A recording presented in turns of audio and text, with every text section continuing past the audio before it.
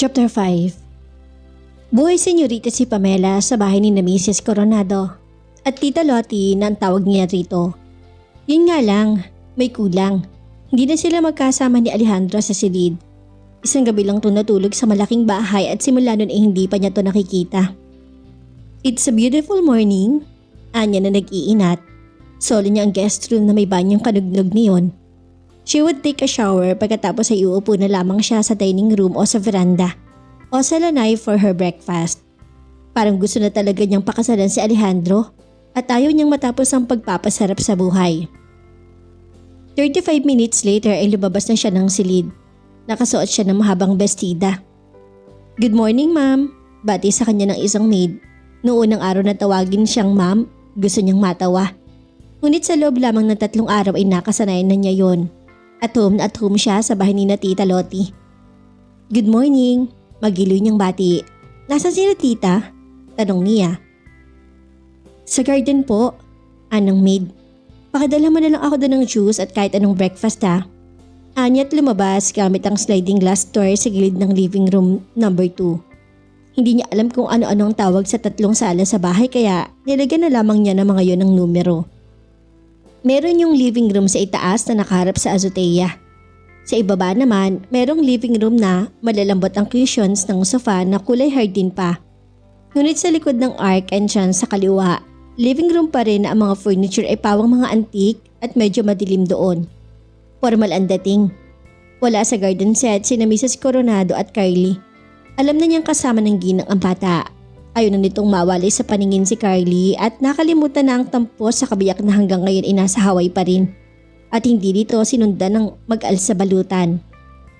Naglalakad-lakad siya at hindi niya mapagsawa ang ikutin ng hardin. Very generous sa pagbibigay ng mga bulaklak ang mga halaman. Merong bahagi na para lamang sa mga roses si Mrs. Coronado. Doon niya nakita ang dalawa na nakaupo sa isang bench na marmol. Yaya? Sigaw ng bata pagkakita sa kanya. Tumakbo rin ito palapit sa kanya. Good morning baby, did you sleep well? Anya matapos hagka ng alaga.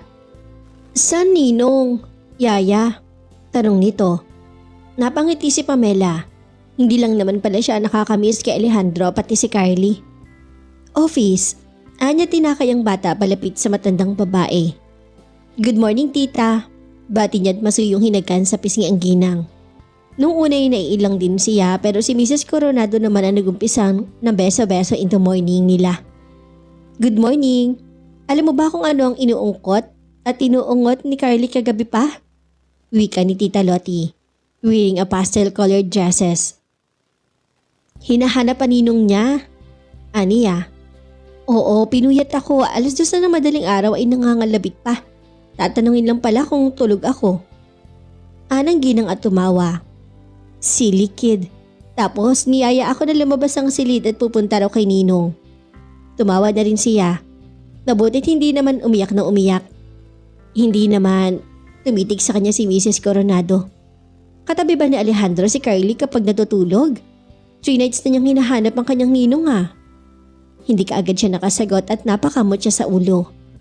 Kasi po tita, dapat ba niyang sabihin na sa isang silid lang sila natutulog ni Alejandro sa townhouse nito? Why not? Mabait naman ang ginang. Gusto po kasi ni Carly na magkakasama kaming 3 sa kwarto. Nanlaki naman ang mga mata ni Mrs. Coronado. Kayong dalawa ni Alejandro? Iisang kwarto? Hindi malaman ni Pamela kung amused o nagalit ang ginang. Hanggang makatulog lang po si Carly, lumilipat ng kwarto si Alejandro, si Sir. Aniya. Kung napansin man ni Mrs. Coronado ang pagkadulas ng dila niya ay hindi na nito pinahalata pa. Malapit pala sa anak ko si Carly kung ganun. Pero mabait naman talaga ang anak ko eh. Moody lang. Ayaw pa kasing mag-asawa. Ayaw niyang aminin na nalulungkot siya kaya laging aburido. Baka po hindi pa lang niya nahahanap ang babaeng mamahalin niya. Aniya. Ako sana. Hiling niya but she knew it was only a wish and not every wish came true. Sus, kung sino-sino ang girlfriends niya, anang ginang at tumindig. Mabuti pa, tawagan ko. Gusto kong dito siya mag-dinner. Iniwan sila ni Mrs. Coronado sa garden. Maya-maya naman ay dumating ang hiningi niyang breakfast at pinagsaluhan nila yun ni Carly. Lunchtime na nang i-announce ni Mrs. Coronado na darating si Alejandro para sa hapunan. Akala may kung saang malayong bansa manggagaling ang anak dahil excited to na maghanda ng lulutuin at hindi maganda o gaga sa pagmamando sa mga katulong. Kahit naman hindi gusto ni Alejandro ang pagpunta sa mall ay dumaan siya ron para bilhan ng pasalubong na laruan si Carly. It touched him nang sabihin ng kanyang mama na namimiss siya ni Carly at laging hinahanap. Parang gusto pa niyang pagsisihan na pinakawalan niya si Marilyn. Kung hindi ay siya na sana ang ama ni Carly at hindi ang kung sinong Poncio Pilato na walang pakialam sa anak. Palabas na siya ng mall nang mapadaan sa tindahan ng mga bulaklak. He thought of Pamela. Wala siyang pasalubong sa yaya ni Carly. Napatayo siya sa harap ng mga bulaklak at nag-iisip. Wala naman talagang magandang ibigay sa babae kung hindi bulaklak. Alangan namang bilhan niya ito ng damit o kaya handbag o alahas, hindi naman sila mag-asawa. He just wanted to give her something dahil mabait naman si Pamela na kahit minsan ay mas makulit pa sa alaga. Ang kaso, flowers could mean courtship and he didn't want her to think that he was courting her. Isa lang ang solusyon. Bumili siya ng 2 bungkos na assorted flowers. Ang isa ay para kay Pamela at ang isa naman ay para sa kanyang mama. Sa ganun ay hindi naman mag-iisip ng kung ano-ano si Pamela. Pamela wasn't his type, ngunit hindi naman mapagkait sa isip niya ang anyo nito sa kanyang pamamahay. And he could not deny the fact that he was happy to see her home that night. And that he was really looking forward to seeing her again that night. He looked the thought of his head. Si Pamela unang nabungaran ni Alejandro sa sala at agad niyang inabot dito ang bulaklak. Halata namang kinilig ka agad dito. Just as I thought. Anya sa sarili but he was oddly glad at her girlish reaction. Thank you, sweet mo naman. Ani Pamela at ngiting-ngiti ito ngunit agad ding naglaho yun. Nang may mapansin ang isa pang bungkos na hawak niya. Para kanino naman yan? Anitong hindi na naitago ang pagkadismaya. Napangiti naman siya. Para kay mama. Anya nang naisip ibibigyan na lang ng ulit niya ng bulaklak si Pamela. Then he sighed and lately he was contradicting personified. Ayaw niyang isipin itong nililigawan niya to but he was so glad to see her again. And again, she was homey at parang matagal na itong nakatira sa bahay nila. Gayong ordinaryong babae lamang naman ito. She wasn't sophisticated, pero sa lahat ng babaeng nakatuntong sa pamamahay nila, ito lang ang hindi maistulang alienated. Ninong! Isigaw ni Carly buhat sa hagdan. Akay-akay to ni Mrs. Coronado at kung hindi siya maagap ay mahuhulog to sa hagdan dahil nakahulagpos na to sa mama nito. Binuhat niya ang bata. Ninong brought you something, sweetie. Ipinakita niya rito ang isang bucket ng Lego blocks na sadyang ginawa para sa mga 2-year-old kids. Malalaki yun at hindi kakasya sa bibig nito kahit isubo. Thank you, anong bata. Si Pamela naman ay dinampot ng isa pang bungkos na bulaklak na pinatong niya sa mesita. Ibinigay sa ina nito. Iyan ang share mo, tita. Nito. How sweet, anang ginang at ipanahanda ko na ang lamesa. Nito at iniwan sila sa living room number 2. So, wika ni Alejandro. Hindi niya malaman kung ano na naman ang sasabihin kay Pamela. She was so simple and ordinary, yet disarming and he could not understand why. So, ani Pamela at tila hindi din malaman kung paano kikilos ang magsasalita sa harap niya. Bakit biglang-biglay mahirap magpakanatural? Bakit nagkakaroon na ng tensyon sa pagitan nila? Kahit ang tubingin dito ay parang mahirap na rin gawin. How's everything? Nag-enjoy ka ba rito? Tanong niya cursing himself at halata namang masaya si Pamela sa bahay nila. Oo, mabait naman ng mama mo. Anito, looking uncomfortable. Pamela wanted to do something kaysa ang tumayo ron at magmukhang tanga. Wala naman siyang maisip gawin. Upo na lamang siya sa sofa at kinandong ang tropilo and she was suddenly feeling vulnerable and exposed. Mahal ko na yata ang lalaking to. Anya sa sarili at hindi niya yun ikinatutuwa. Okay lang ang crush pero ang mahalin si Alejandro. Para na rin niyang hinangad na masungkit ang buwan. She was headed for a heartache habang maaga pa ay kailangan na niyang supili ng damdamin kung totoo nga ang kutob niya sa sarili. Alejandro anak? Wika ni Mrs. Coronado habang kumakain na sila. Yes ma, anong lalaki. Are you still seeing Sophie? Tanong ng ginang at napatigil sa pagsubo si Pamela at hindi niya gusto ang narinig. Asiwa naman sa pagsagot si Alejandro. Yes, bakit yun na itanong?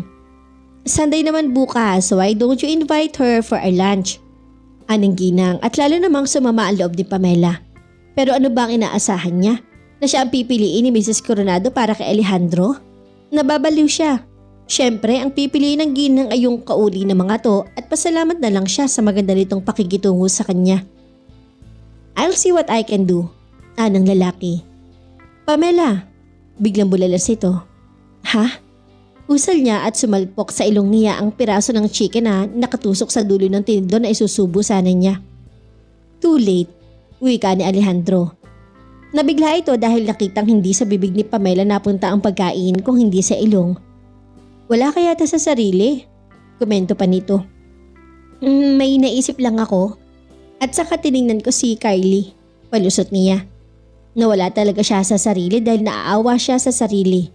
Kung sana pinanganak siyang kasing sosyal ni Baby Arenas, hindi sana nakakayang magmahal kay Alejandro. Doon natulog si Alejandro ng gabing yon at kahit papari na hiling ni Pamela na humirit siya na si Kylie na magkatabi ulit sila sa pagtulog. Pero walang balak ang alaga niya. Kontento niya tatong nasa silid ni Mrs. Coronado. Have you called, Sophie? Tanong ni Mrs. Coronado sa anak. Nasa azotea sila dahil ugali na ni Alejandro na doon maglagi kapag nasa sa kanilang bahay. Iya, darating siya mamaya. Aniya, kagabi pa niya tinawagan si Sophie at naging excited pa nang malaman ng kanyang mama mismo ang nag-imbita. Ma, seryosong tiningnan niya ang ina. Why did you want to invite Sophie? Kagabi pa siya nagtataka sa ina at hindi naman ugali ni Mrs. Coronado ang imbitahin ng mga naging girlfriends niya. Naisip ko lang, maybe it's high time that I tried to get to know your girlfriends dahil baka kaya ka nahirapang pumili hindi ko sila pinagkakainteresang kilalanin. Anang ginang. Anyway, maiwan na kita riyan. I'll join Pamela and Kylie, naliligo sila sa pool. Tinalikuran nito ang anak habang nakangiti ito ng makahulugan. Sumandal si Alejandro sa reclining chair. He was wearing sweatpants and t-shirt. It felt good to be home. And again, it was a contradiction dahil kaya nga siya nagsarili. Nasasakal siya sa kanyang mama. Besides, he could not bring his girlfriends there to spend the night. Pero siguro nga, there is no place like home. At na-miss din naman niya ang kanyang mama. And he wondered what his father was doing right at that moment. Anong ginagawa nito sa Hawaii? He smiled, amused at his parents. Natigil ang pagmumuni-muni niya nang makarinig ng tili buhat sa ibaba. It was a shriek and it was Kylie. Kalaban lang kinasasandalan niya ang balustre ng azotea at tanaw niya buhat doon na nagtatampisaw na si Kylie. Hawak-hawak ng kanyang mama. Paano kapag kinuha na ni Marilyn ng bata? His mother would be devastated. Maya-may tanong naman niya si Pamela na tumatakbo at bit-bit ang inflatable Barney. Ibinaba nito yun sa tubig malapit kay Kylie. Katulong si Mrs. Coronado na inilagay rin ng bata. Alejandro was amused once again at the easy camaraderie Pamela had with his mother. Kahit ang pinakasosyal niyang naging girlfriend ay naiilang kay Mrs. Coronado. But not Pamela. She was so natural. Dahil wala siguro tong tinatago. She had been honest from the very beginning. And she didn't hesitate to tell him about Brian. And she didn't hesitate to be Kylie's nanny. But what startled him most was her figure. Balingkinitan to ngunit hindi mabuto na kapares ng mga models. Walang kanto ang katawan nito, nor sharp edges. She was just there, round and soft. Her lips were round too but not plump. Her legs were also shapely tapered at the ankles. But she was more than sexy. She was a woman. Her was a body that would adjust wonderfully and gracefully with motherhood. Alejandro could imagine how her breasts would fill with mother's milk. Some women were sexy, but it was impossible to imagine them being pregnant. At kung magbubuntis man, they couldn't produce mother's milk.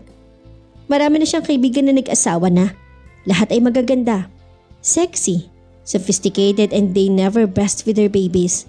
Some even preferred C-method in childbirth dahil hindi kaya ang masiselang katawan ng panganganak. Pamela looked as though she can manage well in the delivery room. Her belly wasn't surgically flat and a child would be comfortable in her womb. Ninong! Pinukaw siya ng tawag ni Carly at tumindig siya sa kinawayan ng bata. God, he wanted a child and a wife. Ninong, swim! Tilipan ni Carly at nakaahon na to at naglululundag na sa Bermuda grass.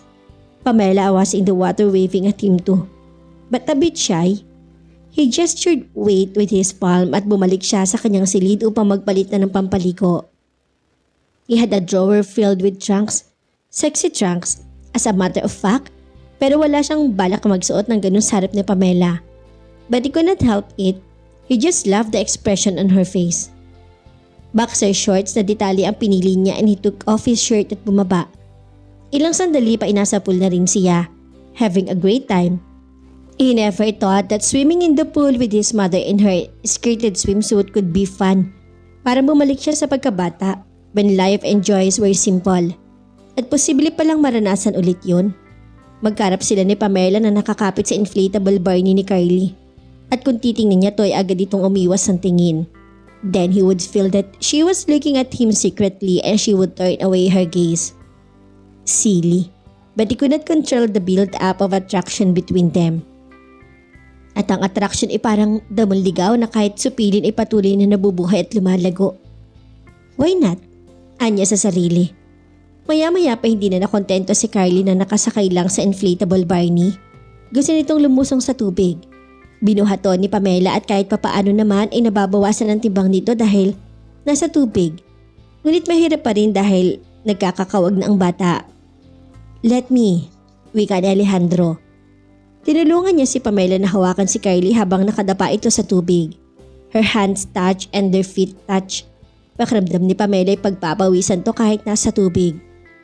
Do you want to learn how to swim, Carly? Tanong ni Alejandro. Swim, Carly! Anong bata? Okay, dahan-dahan niyang binitawan ng bata. Just keep on splashing. Nalalaki naman ang mga mata ni Pamela. Sanay niya sa nito ni Alejandro na bitawan din ng bata.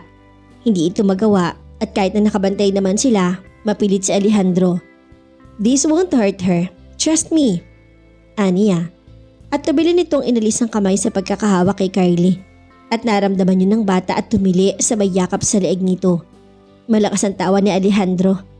I thought you wanted to swim. Bumapalahon naman ang bata at tumalo na rin sa kanila si Mrs. Coronado. Bakit? Tanong ng ginang. Binitawan niya. Sumbong ni Pamela.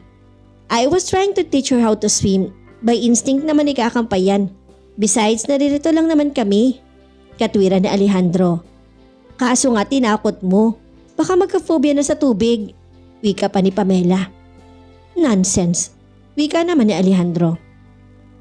Ikaw ang nonsense. Bulong ni Pamela. Akala pa naman niya nakakaigi na sila ni Alejandro. Kahit pa magkaibigan lang. Kaso, hindi pa rin pala. The man was stubborn at stricto pa. Paano kung nagtuloy-tuloy sa ilalim si Carly? Kahit na masagip ka agad nila to, magkakatroma na. Alejandro didn't understand that. Porket hindi to takot sa tubig, akala ganun na rin ang lahat. Tumahan na si Carly at pumayag ng doon na lang ulit sa ibabaw ng salbabida.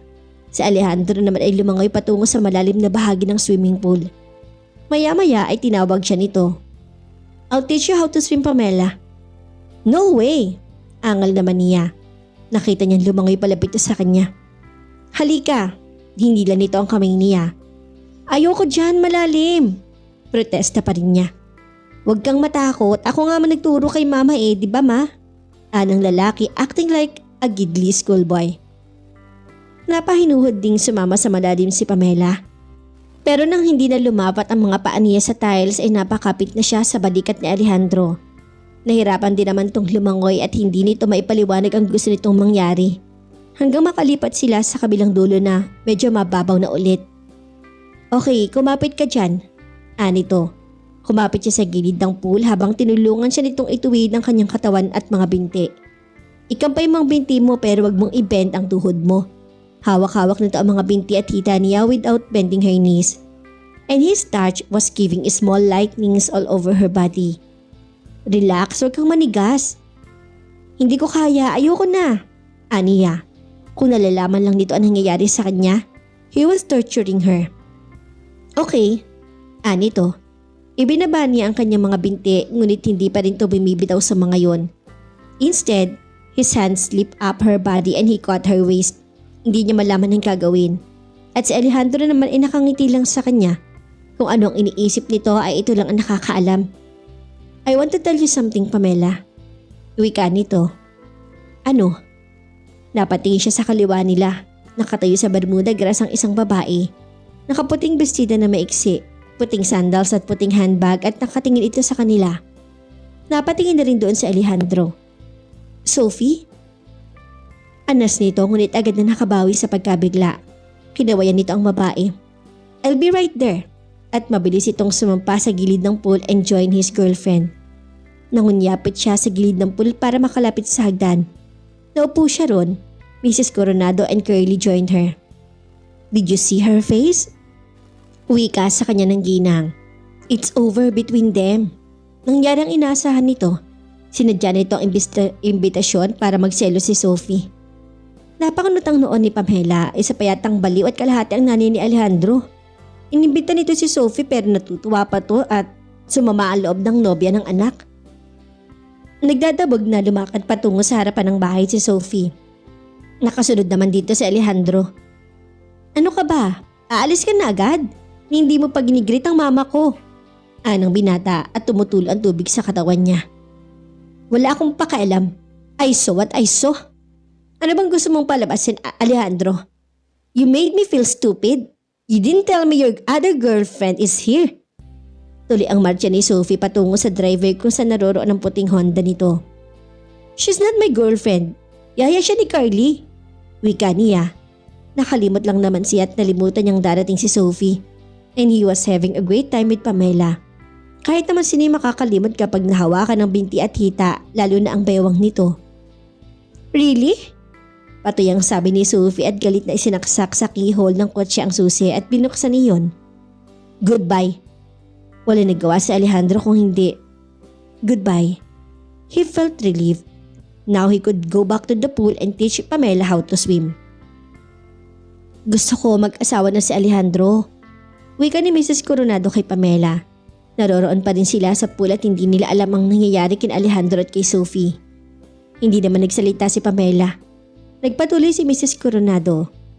Pero hindi siya makakapag-asawa kung hindi ko tutulungan. Ano pong gagawin niyo? Nagalit na ang girlfriend niya. Aniya. Sus, hayaan mo yun. Ikaw ang gusto kong pakasalan ni Alejandro. Pikutin mo ang anak ko, Pamela. Dumulas ang puwit ni Pamela sa hagdanan ng swimming pool.